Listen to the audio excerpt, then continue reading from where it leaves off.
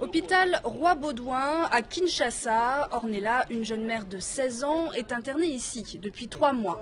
Pourtant, elle n'est pas malade, elle fait juste partie de ces femmes qui ont accouché mais qui ne peuvent pas rentrer chez elles, faute d'argent. On les appelle les retenues. On m'a fait une césarienne et je vais bien. Mais je suis retenue ici depuis longtemps. Je veux rentrer chez moi, mais je n'ai personne pour payer mes factures. Comme Ornella, toutes ces femmes sont bloquées à l'hôpital dans l'attente du règlement de leurs frais médicaux.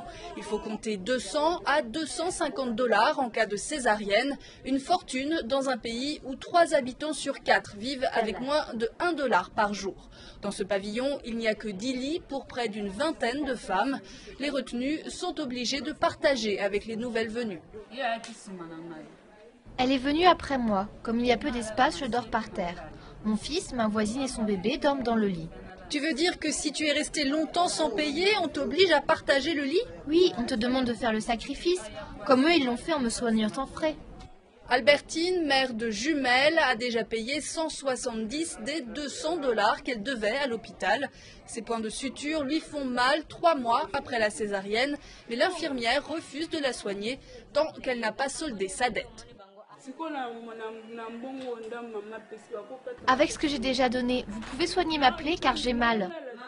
Maman, je ne suis pas devant un tribunal ici. Une réponse justifiée pour les responsables de l'hôpital qui reçoit en moyenne 200 malades par mois, dont un tiers de démunis.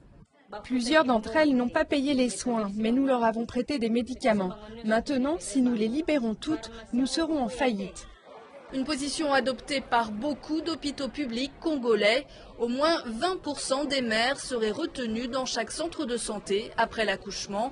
Et en l'absence de subventions de l'État pour ces établissements et de mutuelles de santé pour les familles pauvres, leur nombre pourrait bien encore augmenter.